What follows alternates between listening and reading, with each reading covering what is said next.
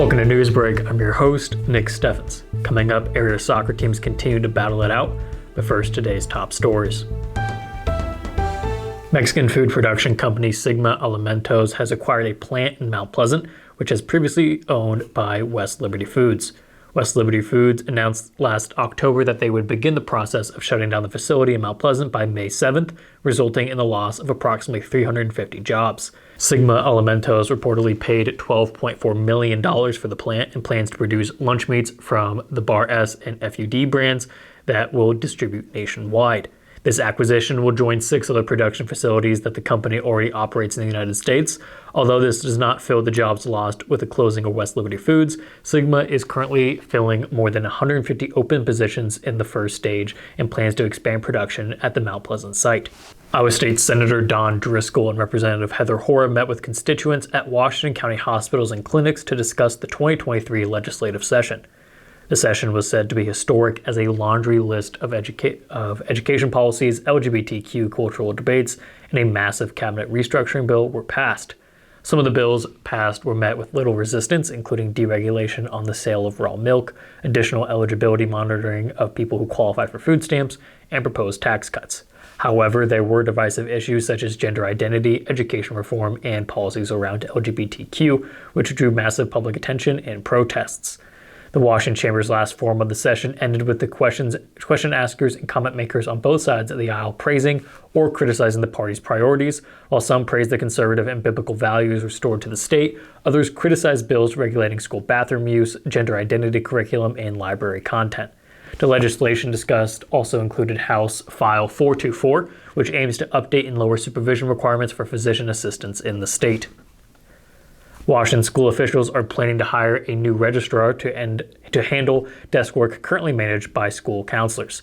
Superintendent Willie Stone estimates that the new position would cost the district approximately $45,000 and would not require a teaching certificate. The registrar would handle paperwork such as mail registration, oversight checks, middle and high school scheduling, and power school management. Stone said the new hire would specialize in handling this work and would not face constant interruptions like a school counselor. The position would allow counselors to focus on traditional duties such as academic planning and social emotional support for students. The school board is expected to make a motion to open the position at next month's meeting, and if the new hire is overwhelmed with work, the job description will be adjusted accordingly. A Quilt of Valor ceremony was held in Mount Pleasant to honor Charles Libby, a National Guard and U.S. Navy veteran and current Henry County's Veterans Affairs Commissioner. The ceremony was held in the living room of Charles' parents, Roy and Carla Libby. The Quilt of Valor is a handmade quilt that is machine or hand quilted and awarded to service members or veterans who have been touched by war. Each stitch in the quilt represents the love and gratitude of the maker, and the batting is the warmth that brings comfort and healing to the recipient. Charles' parents presented him with the QOV made by them, and Charles expressed that it was better than anything he received from the military. The ceremony was attended by Charles's family, friends, and fellow Henry County Veteran Affairs Commissioners. We're going to take a quick break, and when we come back, we'll take a look at the weather and sports. Since 1905, Kelowna Cooperative Technology Company has helped our community stay connected with the latest advancements in clear, dependable telecommunications services. KCTC provides rural Iowans with access to high-speed fiber internet, as well as phone, television, computer repair, and cybersecurity solutions. We're also proud supporters of local organizations and area schools within the community. KCTC, keeping Kelowna connected.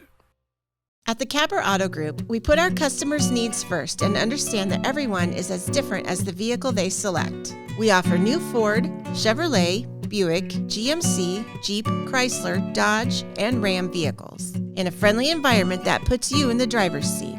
When it comes to service, we maintain factory-trained technicians and competitive pricing.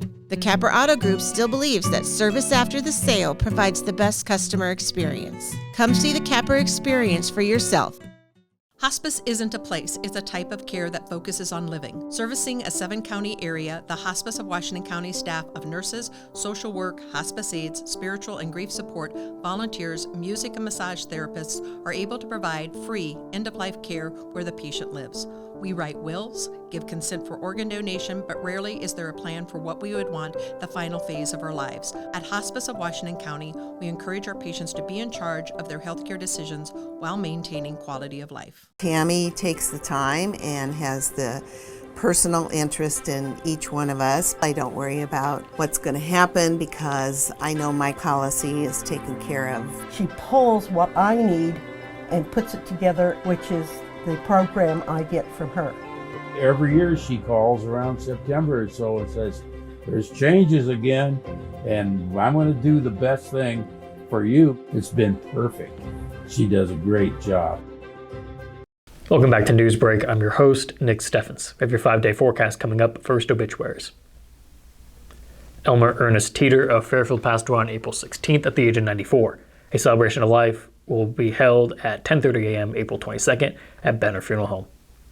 Stephen Richard Phillips of Fairfield passed away on April 17th at the age of 68. A celebration of life will be held at a later date. Benner Funeral Home is in charge of the arrangements. That was obituaries. It is now time for your 5-day forecast. It started off chilly and cloudy this morning, but temperatures have risen to 73 degrees and the sun has started to poke out. Tomorrow there's a 75% chance of thunderstorms and the high is 65 degrees. Temperatures will continue to fall on Friday with a high of 59, but it will be mostly cloudy. Looking at the weekend, it will continue to be mostly cloudy on Saturday and the coldest day of the week at 47 degrees. Finally on Sunday, temperatures will rise slightly to 52 degrees and it will be partly cloudy. We're going to take another quick break, and when we come back, we'll take a look at sports. Federation Bank is a locally owned bank providing award-winning customer service. We believe that we are more than just a federation of banks, but a federation of communities, serving Brighton, Richland, Wellman, and Washington, Iowa. Federation Bank's highly skilled staff is here to make sure you are able to accomplish your personal and professional goals, whatever they may be. Federation Bank, your family bank. Family owned and operated by Andy and Sarah Ross, Ross Auto has been your vehicle repair and maintenance headquarters since 1935. We specialize in all makes of cars and light-duty trucks. With our variety of available services, let us help you keep rolling and your vehicle operating efficiently.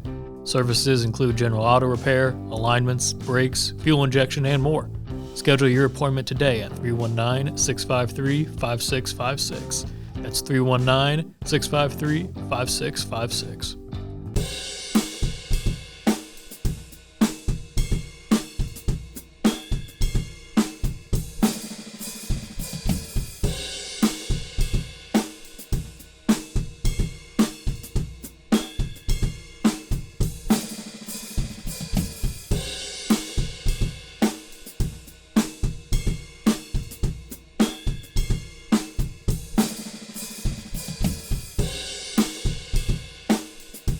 Welcome back to Newsbreak. I'm your host, Nick Steffens. It is now time for sports. And now, sports. Brought to you by Fairway.